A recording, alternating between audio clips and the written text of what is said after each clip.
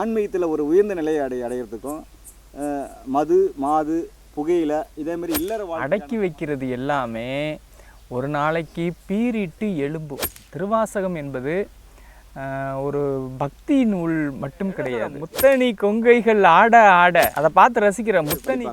நீங்க சொல்றதெல்லாம் பார்த்தீங்கன்னா அது பெட்ரூம்லயே வச்சு படிக்கலாம் மாட்டேங்குது. தாராளமாக படிக்கலாம். 2 பேரும் சேர்ந்து டூயட்டா பாடுறாங்க. செம்பெருமான் வெண்மலரான் பார்க்கடலான் செப்புவப்போ, அப்புறம் செக்ஸ் பண்றது, நான்வெஜ் சாப்பிட்றது, இது எல்லாம் அந்த 2ஆம் நிலை போகங்கள் இருக்கும். ஐயா, ஒரு பொதுவான கேள்விங்க, இது எனக்கான கேள்வி, எல்லாருக்குமான கேள்விங்க. உங்களை மாரி சைவ நெறி வாழ்வியலுக்கு வரத்துக்கும் ஆன்மீகத்தில் ஒரு உயர்ந்த நிலையை அடையிறதுக்கும் மது மாது புகையில இதே மாதிரி இல்லற வாழ்க்கைக்கான சமாச்சாரங்களை நம்ம அடக்கணும் அப்படின்னு சொல்கிறாங்க நம்ம பெரியவங்க, நம்ம முன்னோர்கள் அப்படி சொல்கிறதா கேள்விப்பட்டிருக்கோம். இது அடக்கி தான் அது வர முடியுங்களா? அந்த நிலையை அடைய முடியுமா? எது ஒன்று அடக்கி வச்சாலும் அதுலேருந்து மீண்டு வந்துட முடியுமான்னா முடியாது. அடக்கி வைக்கிறது எல்லாமே ஒரு நாளைக்கு பீறிட்டு எழும்பும். அதனால் இந்த உலகியல் இன்பங்களை அடக்கி வைக்கணும் அப்படிங்கிறது தேவையில்லை. அனுபவித்து சந்தோஷமாக வாழலாம். இப்போ காமம் அப்படிங்கிறது இறைவன் வந்து ஒரு பொருளை கொடுப்பார், ஏதோ ஒன்று கொடுக்குறாரு. அதை இன்பமாக்கிக்கிறதும் துன்பமாக்கிக்கிறதையும் நம்மளுடைய சுதந்திரம்னு விட்டுருவார். அப்படிதான் காமம் வந்து இறைவன் நம்மளுக்கு கொடுத்தது. அதை அடக்கி வச்சோம்னா சாபம், அனுபவிச்சோம்னா வரம். நீங்கள் சாபமாக்கிக்கிற போகிறீங்களா வரமாக்கிக்கிற போகிறீங்களா அப்படிங்கிறது உங்களோட கையில் தான் இருக்குது. அதாங்க, இப்போ ஒரு வாழ்க்கையை இழந்தாதான் இன்னொரு வாழ்க்கையை பெற முடியும்னு சொல்கிறாங்க. சாதாரணமான இல்லற வாழ்க்கையை நம்ம தவிர்க்கிற மூலமாக தானே மிகப்பெரிய பேரின்ப வாழ்வான இறைவனை அடைய முடியும். பேரின்ப வாழ்வான இறைவனை அடைவதுதான் உயர்ந்த ஆன்மீக நிலை. அதை விட்டுட்டு ஆறறிவை காட்டிலும் அறிவு கூடிய உயிரினங்களாகிய சித்தர்கள் முனிவர்கள் தேவர்கள் இந்த நிலையை அடைவது அப்படிங்கிறது உயர்வான ஆன்மீக நிலை கிடையாது. நீங்கள் எல்லாரும் ஆன்மீகம்னா என்ன நினச்சிட்டு இருக்கீங்க அப்படின்னா, இந்த ஆறறிவை காட்டிலும் அறிவு கூடிய உயிரினங்களாக மீண்டும் இந்த உலகத்திலேயே இருக்கணும் அப்படிங்கிறத நோக்கிய ஆன்மீகத்துக்கு தான் போகிறீங்க.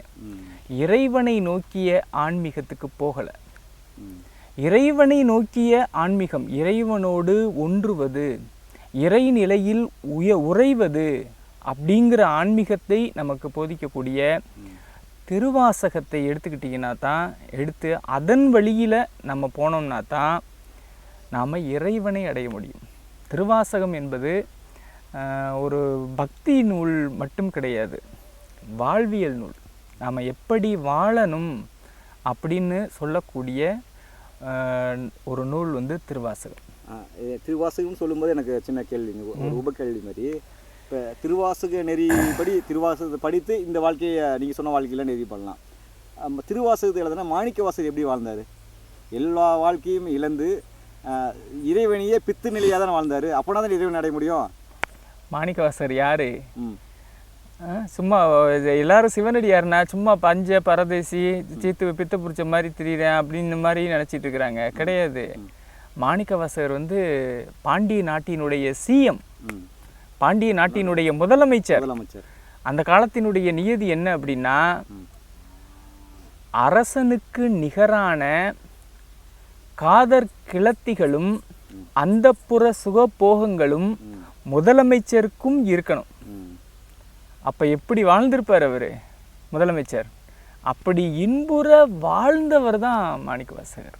இல்லை, அப்படி வாழ்ந்து அதில் தியாகம் பண்ணி வாழ்ந்து பதிவு பண்ணியிருக்கிறாரு. எப்படி பண்ணியிருக்க? சாமிகிட்ட போய் சொல்கிறாரு, கொள்ளேர் பிளவகளா கொங்கையர்தம் கொவ்வை செவ்வாயை கவ்விட்டு வந்திருக்கிறேன், இப்போ தான் கவ்விட்டு வந்தேன் அப்படின்னு சாமிகிட்ட போய் சொல்கிறாரு, இறைவன்கிட்ட. அப்போ அப்படி சொல்லணும்னா எப்படி எப்படி இருக்கு? இதுக்கு அர்த்தம் என்னன்னு தெரியுமா உங்களுக்கு? நல்லா தெரியும், இதெல்லாம் நல்லா புரியும். இப்பதான் இன்ப நிலை எதுக்கு வர எதுக்கு உடனே உங்ககிட்ட வரேன்னு சொல்லுங்க. நான் கேள்விப்பட்ட வரைக்கும் அவரு பித்தரா இருந்தாரு, பித்தரா அலைஞ்சாரு. ஓகே, எப்ப பார்த்தாலும் இந்த வாழ்க்கையை முழுக்க இல்லற வாழ்க்கையை திறந்துட்டு மாறிட்டாரு. அவரு என்ன சொல்ற, முத்தணி கொங்கைகள் ஆட ஆட அதை பார்த்து ரசிக்கிற முத்தனி கொங்கைகள் ஆட ஆட அதே நேரத்தில் சித்தம் சிவனோடும் ஆட ஆட திருப்பூர் சின்னத்தில் சொல்கிறாருல்ல, சித்தம் சிவனோடும் ஆட ஆட. இந்த உலகியல் இன்பங்களை துறந்துட்டு அப்படிங்கிறது அடக்கி வச்சுட்டு செய்யக்கூடிய ஆன்மீக பயிற்சிகள் எல்லாமே இறைவனடி சேருவதற்கான ஆன்மீக பயிற்சிகள் கிடையாது. அவைகளெல்லாம் ஆறறிவை காட்டிலும் அறிவு கூடிய உயிரினமாக மீண்டும் இந்த உலகத்திலேயே பரிணமிக்கிறதுக்கான வழிமுறைகள். நீங்கள் படிக்கிறத பார்த்தா இப்போ திருவாசகம் அப்படின்னா எங்கள் தாத்தா பாட்டிலாம் அது ஒரு பூஜை அறையில் அப்படி தெய்வீகமாக இருக்கும். அப்படி பூஜை ரூமில் மட்டும் தான் அதை வச்சுருப்பாங்க, அப்படி போய் படிப்பாங்க. நீங்கள் சொல்கிறதெல்லாம் பார்த்தீங்கன்னா அது பெட்ரூம்லேயே வச்சு படிக்கலாம் மாட்டேங்குது. தாராளமாக படிக்கலாம். ஓ, பெட்ரூம்ல வச்சு படிக்கலாம். பெட்ரூம்ல வச்சுக்கலாம் மாட்டேங்குது. பெட்ரூம்ல வச்சு காதலனும் காதலியும் சேர்ந்து, அதான் பாடிக்காரே, காதலனும் காதலியும் சேர்ந்து பாடுவதற்கான ஒரு டுயட் சாங். நான் நினைச்சது வரைக்கும் கோயில்ல பூஜை அறையில வச்சு படிக்கலாம். நீங்க சொல்றது கலவி இன்பம் எழுதிட்டே படிக்கலாங்கிறீங்களா? படிக்கலாம், தாராளமாக படிக்கலாம். இப்போ சொல்றாரு, ஏறார் இளங்கிலியே எங்கள் பெருந்துரைக்கோன் சீரார் திருநாமம் தேர்ந்துரையாய். காதலியை பார்த்து காதலன் சொல்றான், ஆரூரன் அப்படின்னு காதலி சொல்றா. ரெண்டு பேரும் சேர்ந்து டூயட்டா பாடுறாங்க. செம்பெருமான் வெண்மலரான் பார்க்கடலான் செப்புவ போல் எம்பெருமான் தேவர் பிரான் என்று அப்படின்னு. இதெல்லாம் முக்திக்கான வழி. இன்பங்களை, உலகில் இன்பங்களை அனுபவிக்கிறது அப்படிங்கிறது முக்திக்கான வழி. ஆனால் அதே நேரத்தில் உலகியல் இன்பங்கள், இப்போ நம்ம அனுபவிச்சுட்டு இருக்கக்கூடிய உலகியல் இன்பங்கள் அப்படிங்கிறது தம்மு, தண்ணி, அப்புறம் கலவி இன்பம், சுய இன்பம், அப்புறம் அசைவம். இவ்வளோதான், இந்த 5 தான் உலகியல் இன்பங்கள். ஆமா, இந்த இன்பங்களை அனுபவிக்கிறதுக்கு தான் இங்கேயே வந்தோம். இல்லைன்னா நம்ம கையில இருந்து இங்க வந்திருக்க மாட்டோம். உலகியல் அன்புனால நம்ம பார்வையில ஒரு பூவை பார்ப்பது, ஒரு பறவையை பார்ப்பது, இதெல்லாம் ஒரு இன்பம் தாங்கய்யா. ஆமா, இதெல்லாம் ஒரு இன்பம் தான். இன்பங்கள் எல்லாருக்கும் ஒரே மாதிரி எப்படி இருக்கும்? மாறுபடும். ஒரே மாதிரி நம்மளுடைய கண்ணு, காது, வாய், மூக்கு எல்லாருக்கும் வேறுபாடு தானே இயற்கையினுடைய அழகு. அதே மாதிரி இன்பமும் மாறுபடும். ஒருவருக்கு ஒருவர் மாறுபடும். இந்த 5ஐயும் அனுபவிச்சுட்டு இருக்கிற இணைய மாதிரி ஆட்களும் இருப்பாங்க. இந்த அஞ்சுல எதனால 1 மட்டும் அல்லது எதனால 2 மட்டும் அனுபவிச்சுட்டு வாழ்ந்துகிட்டு இருக்கக்கூடிய நண்பர்களும் இருப்பாங்க. பல்வேறு ஆட்கள் இருப்பாங்க. இணைய மாதிரி தான் இருக்கணுங்கிற அவசியம் இல்லையே. இப்போ நான் சிகரெட் குடிக்கிறேன் அப்படின்னா எல்லாரும் சிகரெட் குடிக்கணும் அப்படின்னு அவசியம் கிடையாது. அதான் நீங்கள் சிகரெட் குடிக்கணும்னா உங்கள் காசில் நீங்கள் சிகரெட் குடித்தா உங்கள் இன்பம். ஒரு சிலருக்கு அடுத்தவங்க காசில் சிகரெட் குடித்தா இன்பம்.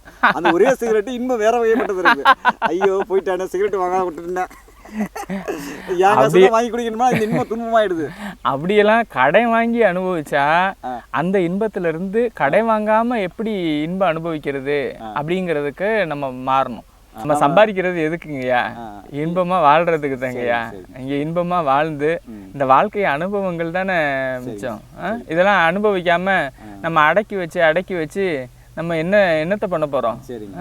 ஆன்மீகம் பேர்ல நிறைய பேர் ஆன்மீகம்ங்கிற பேர்ல அடக்கி வச்சு வேறு வகையில தப்பான ரூட்ல இந்த இன்பங்கள் எல்லாம் பீரிட்டு எழும்புது. நம்ம பார்த்துக்கிட்டு தான் இருக்கிறோம். ஒரு காலத்துல அதுக்கு அடக்கி வைக்கிறது எல்லாமே பீரிட்டு எலும்பியே ஆகும். அது ராங்கா போயிடும், சமுதாயத்துக்கு விரோதமா போயிடும். அதான் அந்த இன்பம் அப்படிங்கிறத பற்றி சரியான விழிப்புணர்வு வேணுங்கய்யா. ஆமாம், அது இந்த வயதில் இது இன்பம், இந்த வயதில் இது இன்பம், இதுக்கான இன்பம் அப்படிங்கிறது இன்பத்துக்கான சரியான சொற்றுடன் சரியான வழிமுறைகள் அது அந்தந்த பருவத்தில் அதை அழகாக இருந்தால் நல்லாயிருக்கும். இல்லை இன்பம் அப்படி நம்ம போகம், நம்ம இந்த இன்பத்தை அனுபவிக்கிறது போகம் அப்படின்னு சொல்லி நம்ம சொல்கிறது. போக யோகீஸ்வரர் அப்படின்னு சொல்லிட்டு ஒரு சிற்பமே இருக்குது திருநெல்வேலியில். போக யோகீஸ்வரர். போக யோகீஸ்வரர் சிவனுக்குங்களா? ஆமாம், சிவபெருமானுடைய போக நெல்லையப்பர் கோயிலில், அந்த நெல்லையப்பர் கோயில் அப்படியே வலம்பறையில் ஒரு பெரிய சிற்பம் இருக்கும், சிவபெருமானுடைய சிற்பம். அது அந்த சிவபெருமானுடைய சிற்பத்துக்கு பேர், அந்த சாமிக்கு பேர் எந்த நிலையில் இருக்காருங்க? போக யோகீஸ்வரர். போக யோகீஸ்வரர். அதே மாதிரி ராஜேந்திர சோழன் கட்டின போக யோகீஸ்வரர் கோயில் பெங்களூர்ல இருக்காமா. நான் போனதில்லை, நண்பர்கள் சொல்லியிருக்காங்க போக யோகீஸ்வரர் கோயில் அங்கே இருக்கு. சிவன் மிக சிறந்த யோகியா வந்திருக்காரு, போகியா வந்திருக்காரு. அதை புரிஞ்சிக்க முடியுது. அப்படின்னா போகமும் இருக்குது, யோகமும் இருக்குது. ஆமா ஆமா ஆமா ஆமா, போகமும் இருக்கு, யோகம் இருக்கு. சில பேருக்கு துறவு தான் இன்பமா இருக்கும். அவங்களுக்கு இயல்பிலேயே ரொம்ப ரேராக இயல்பிலேயே சில பேர் வந்து அந்த காம உணர்வுகள்லாம் இல்லாமல் தோன்றியிருப்பாங்க. இப்போ நிறைய பேர் சொல்லலாம், நம்ம பேரெல்லாம் சொல்ல வேண்டிய அவசியம் இல்லை. நிறைய பெரியவங்கெல்லாம் இருப்பாங்க, அவங்க இயல்புலேயே அந்த மாதிரி தோன்றியிருப்பாங்க. அப்படி தோன்றியிருந்தாங்க, அப்படி இயல்புலேயே பிடிக்கல அப்படின்னா அந்த இன்பங்களை எல்லாம் அனுபவிக்க தேவை கிடையாது. நம்மளுக்கு இந்த உடம்பை கெடுக்கிற மாதிரியான போகத்துக்கு தான் நீங்கள் சர்ச்சை சொல்கிறீங்க. நல்ல போகங்கள் இருக்குது. அதாவது போகத்திலே வந்து முதல் நிலை போகம், இரண்டாம் நிலை போகம்னு நம்ம சைவம் வந்து பிரித்து வச்சுருக்கு. முதல் நிலை போகம் அப்படின்னா நம்ம நல்ல நீங்கள் சொன்னீங்கல்ல, நல்ல காட்சிகளை பார்க்குறது, நல்ல உணவை சாப்பிடுவது, நல்ல காற்றை அனுபவிக்கிறது, சுவாசத்தை அனுபவிக்கிறது, இதெல்லாம் வந்து முதல் நிலை போகம். நடக்கிற ஒவ்வொரு நிகழ்வுமே அழகான. ஆமாம். இப்போ இரண்டாம் நிலை போகம்னா எதை அனுபவிச்சா உடம்பு கெடும்னு தெரிஞ்சும் நாம் அனுபவிக்கிறோம்னா அதுதான் இரண்டாம் நிலை போகம். அந்த போகத்தில் தான் வந்து இப்போ தம் அடிக்கிறது, சரக்கடிக்கிறது, அப்புறம் செக்ஸ் பண்ணுறது, அப்புறம் நான்வெஜ் சாப்பிட்றது, இது எல்லாம் அந்த இரண்டாம் நிலை போகங்கள் இருக்கும். இந்த காலத்தில் வந்து உணவு அரசியல் போயிட்டுருக்கு. இப்போ வந்து சைவம் சாப்பிட்றவங்க வந்து மதவாதிகளாகவும், அசைவம் சாப்பிட்றவங்களாம் வந்து முற்போக்குவாதிகளாகவும் காட்டுறாங்க. வந்து உணவு தயாரிக்கக்கூடிய கம்பெனிகள் தீர்மானிக்குது.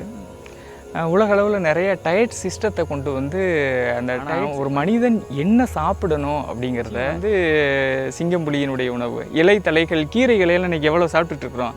கீரைகள்லாம் மனிதனுடைய உணவா?